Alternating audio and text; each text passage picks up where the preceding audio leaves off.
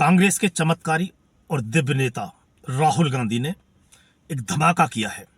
राहुल गांधी ने जो धमाका किया है वो ये है कि राहुल गांधी ने कहा है कि कांग्रेस पार्टी के नेता और कार्यकर्ता भारतीय जनता पार्टी से मिले हुए हैं और भारतीय जनता पार्टी की बी टीम के रूप में काम कर रहे हैं। यही भारतीय जनता पार्टी की जीत का मंत्र है और कांग्रेस की जो हार होती है उसका कारण भी यही है कि कांग्रेस के नेता और कार्यकर्ता भाजपा से मिले हुए हैं। अब तक आरोप ईवीएम, चुनाव आयोग, इलेक्शन और जो ईडी, सीबीआई और इनकम टैक्स पर लग रहा था, आज वो कार्यकर्ता और नेताओं पर लगाना शुरू कर दिया है। विपक्ष की पार्टियों ने, खासकर कांग्रेस ने, अपनी हार की खींच मिटाने के लिए अब उसका ठीकरा अपने कार्यकर्ता और नेताओं पर फोड़ा जा रहा है। नमस्कार, मैं हूं अजय कुमार और आप देख रहे हैं मेरा यूट्यूब चैनल अजय हिंदुस्तानी। एक बार फिर आप सबका स्वागत है। चैनल पर अगर पहली बार आए हैं तो चैनल को सब्सक्राइब करें, बेल आइकन दबाएं और वीडियो को ज्यादा से ज्यादा लाइक और शेयर करें। अब तक ED, CBI, income tax, election commission और ईवीएम पर हार का ठीकरा फोड़ने वाली जो विपक्ष की पार्टियां थीं, अब वो अपने कार्यकर्ता और नेताओं पर ये हार का गुस्सा निकाल रहे हैं और जो चुनावों में जो हार होती है उसका ठीकरा अब अपने कार्यकर्ता और नेताओं पर फोड़ना शुरू कर दिया है। ताजा उदाहरण है राहुल गांधी का। गुजरात के अहमदाबाद में कांग्रेस कार्यकर्ताओं की एक मीटिंग थी, एक सम्मेलन था गुजरात कांग्रेस कार्यकर्ताओं का। उसमें राहुल गांधी ने कांग्रेस कार्यकर्ता और नेताओं के सामने उन पर ही आरोप लगाया कि गुजरात में भारतीय जनता पार्टी से मिले हुए हैं कांग्रेस के कुछ नेता और कार्यकर्ता। इसी वजह से पिछले 30 साल से गुजरात में कांग्रेस पार्टी सत्ता में नहीं आ पा रही है और लगातार भारतीय जनता पार्टी हर चुनाव में जीतती जा रही है। तो ये जो निचोड़ है, ये जो निष्कर्ष निकाला है राहुल गांधी ने कि कांग्रेस की हार का ये निष्कर्ष है और भारतीय जनता पार्टी की जीत का ये राज है। उनके हिसाब से जो कांग्रेस के नेता और कार्यकर्ता अब भारतीय जनता पार्टी से मिल गए हैं और इसी वजह से भारतीय जनता पार्टी चुनावों में कांग्रेस पार्टी को पटकनी देती है। कल तक जो ईवीएम की मैं बात कर रहा था, कल तक ईवीएम पर जो सवाल उठते थे, जब से केंद्र में भारतीय जनता पार्टी की सरकार बनी है नरेंद्र मोदी के नेतृत्व में, तब से ही विपक्ष ने लगातार ईवीएम पर हमला किया है। विपक्ष का कहना है कि भारतीय जनता पार्टी ईवीएम में छेड़छाड़ करवाती है और ईवीएम में छेड़छाड़ करने का नतीजा ये होता है कि बटन कोई सा भी दबाओ, वोट भारतीय जनता पार्टी को जाता है। ये लगातार 2014 से ही विपक्ष भारतीय जनता पार्टी और नरेंद्र मोदी पर आरोप लगा रहा है। ईवीएम को अभी रखते हैं साइड में और विपक्ष लगातार ये मांग कर रहा था कि बैलेट पेपर से अगर चुनाव कराए जाएं तो भारतीय जनता पार्टी और नरेंद्र मोदी देश में एक चुनाव भी नहीं जीतेंगे और ये जो सीटें आती हैं उनकी लोकसभा चुनाव में और विधानसभा चुनावों में, वो घट के 1/4 से भी कम रह जाएंगी। तो ईवीएम को मैं बोल रहा हूँ साइड में रखते हैं, अभी बैलेट पेपर की बात करते हैं। अभी हाल ही में 3 प्रदेशों में स्थानीय नगर निकाय के चुनाव हुए हैं और वो चुनाव बैलेट पेपर से होते हैं। पूरे देश में कहीं भी नगर निकाय के चुनाव होते हैं वो बैलेट पेपर से होते हैं, वो ईवीएम से नहीं होते हैं, इलेक्ट्रिक वोटिंग मशीन से नहीं होते हैं, बैलेट पेपर से चुनाव हुए हैं। सबसे पहली बात हरियाणा की। हरियाणा में हाल में ही 10 नगर निगमों के लिए चुनाव हुआ है। 10 नगर निगम में से भारतीय जनता पार्टी ने 10 में से 9 नगर निगमों में जीत हासिल की है, यानी कि 10 में से 9 मेयर भारतीय जनता पार्टी के चुने गए हरियाणा में। एक सीट पर जहां भारतीय जनता पार्टी की हार हुई है वो भी निर्दलीय उम्मीदवार जीता है, वो है मानेसर की। मानेसर को अभी हाल में ही नगर निगम बनाया गया है और वहां पर निर्दलीय उम्मीदवार ने भारतीय जनता पार्टी के उम्मीदवार को पटकनी दी है और वो मेयर चुने गए हैं और बाकी 9 जगह पर भारतीय जनता पार्टी ने जीत हासिल की। कांग्रेस पार्टी का पूरे हरियाणा में खाता नहीं खुलने दिया है किसी भी नगर निगम में भारतीय जनता पार्टी ने। और तो और रोहतक, जो कांग्रेस के वरिष्ठ नेता भूपेंद्र सिंह हुड्डा और दीपेंद्र सिंह हुड्डा का गृह नगर है, वहां पर भी भारतीय जनता पार्टी ने बड़े मार्जिन से जीत हासिल की है और रोहतक में भी भारतीय जनता पार्टी का मेयर चुना गया है। अब कांग्रेस पार्टी ईवीएम से बैलेट पेपर भी सवाल उठाएगी क्या? पहले ईवीएम पे सवाल उठ रहे थे, अब ईवीएम से हटके और बैलेट पेपर भी सवाल उठाएंगे। उत्तराखंड में भी अभी हाल में ही नगर निगम के चुनाव हुए हैं। कांग्रेस का उत्तराखंड में भी खाता नहीं खुला है और 10 में से 9 जगह भारतीय जनता पार्टी ने मेयर के पद पे जीत हासिल की है और एक जगह यहां पर भी निर्दलीय उम्मीदवार जीता है। और यहां पर भी बैलेट पेपर से ही चुनाव हुए थे। एक और राज्य है छत्तीसगढ़। छत्तीसगढ़ में भी हाल में ही नगर निकाय के चुनाव हुए हैं और छत्तीसगढ़ में 11 नगर निगम हैं। 11 नगर निगम में से 10 नगर निगमों पर भारतीय जनता पार्टी के मेयर चुने गए हैं। एक जगह यहां पर भी निर्दलीय ने जीत हासिल की है। अब कांग्रेस पार्टी ईवीएम पर सवाल उठाती थी, अब जो बैलेट पेपर से हार हुई है इस पर वो क्या कहना चाहेंगी। अब जब उनको ये लग रहा है कि ईवीएम पर सवाल उठाते अब बैलेट पेपर से भी हार होने लगी है, तो वो हार का ठीकरा अपने कार्यकर्ता और नेताओं पर फोड़ने पर उतारू हैं। और अभी ये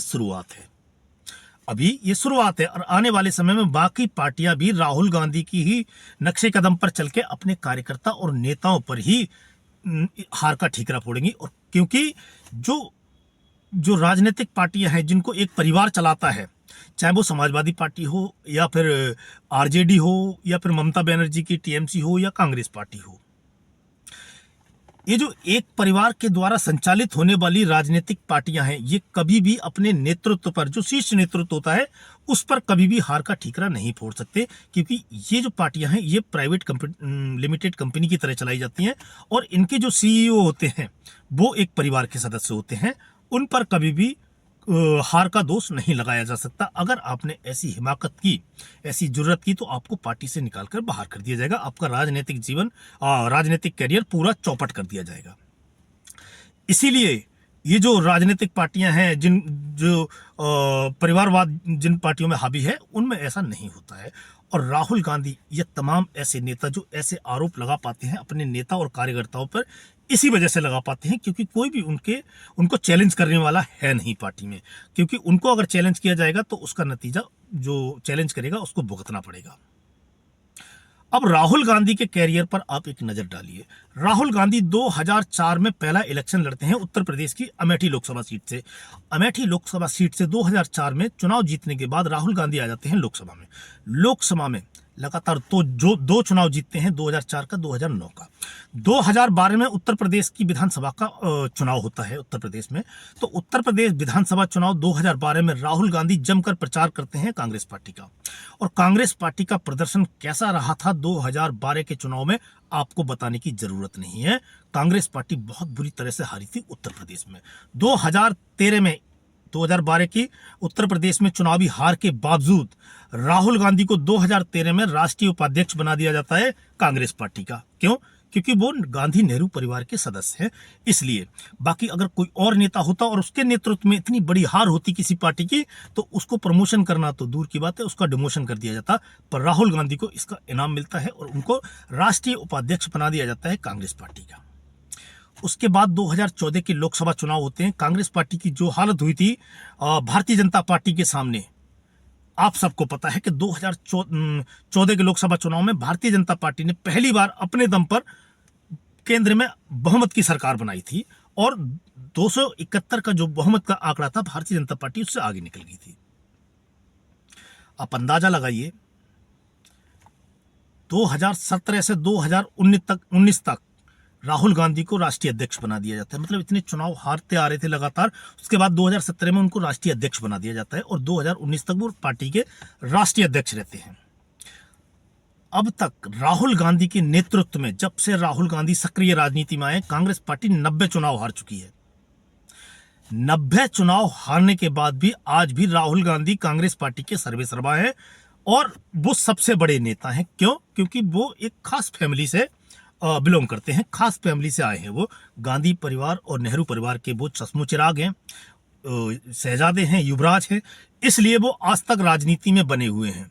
अगर वो किसी लोकतांत्रिक पार्टी में होते, जिसके अंदर लोकतंत्र होता है पार्टी में, जैसे सीपीआई, सीपीएम या भारतीय जनता पार्टी, ऐसी किसी भी पार्टी में होते वो, तो अब तक उनको बाहर का रास्ता दिखा दिया जाता है या उनका डिमोशन कर दिया जाता।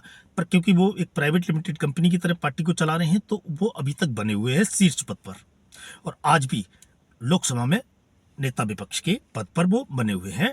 और उनकी बहन भी लोकसभा की सदस्य है और उनकी जो माताजी हैं सोनिया गांधी, वो राज्यसभा की सदस्य हैं। मतलब गांधी परिवार के 3 सदस्य इस समय लोकसभा में हैं। ये परिवारवाद की पराकाष्ठा है। अगर कांग्रेस पार्टी को अपनी ये छवि तोड़नी है और कांग्रेस पार्टी को आगे जीत हासिल करनी है या फिर नरेंद्र मोदी और भारतीय जनता पार्टी को टक्कर देना है, तो उसको कुछ कड़े फैसले लेने पड़ेंगे। सबसे पहली बात, कांग्रेस पार्टी को गांधी और नेहरू खानदान से मुक्त कराना होगा। गांधी और नेहरू खानदान से मुक्त कराने का मतलब ये है कि जैसे अभी 3 सदस्य लोकसभा और राज्यसभा में हैं, एक भी नहीं होना चाहिए गांधी और नेहरू परिवार से दोनों सदनों में।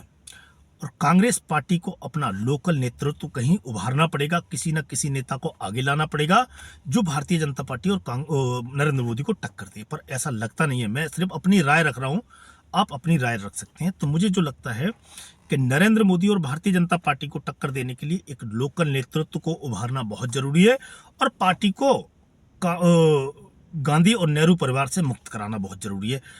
अभी जो हालत है, अभी के हाल में आप चाहे जिस मर्जी को भी कांग्रेस का नेता बना दें, कांग्रेस का अध्यक्ष बना दें, प्रेसिडेंट बना दें या वाइस प्रेसिडेंट बना दें या जनरल सेक्रेटरी बना दें, कोई फर्क नहीं पड़ता, क्योंकि लोग सब जानते हैं कांग्रेस को चला कौन रहा है। मल्लिकार्जुन खड़गे इस समय जो कांग्रेस के अध्यक्ष है, वो एक रबर स्टैंप है।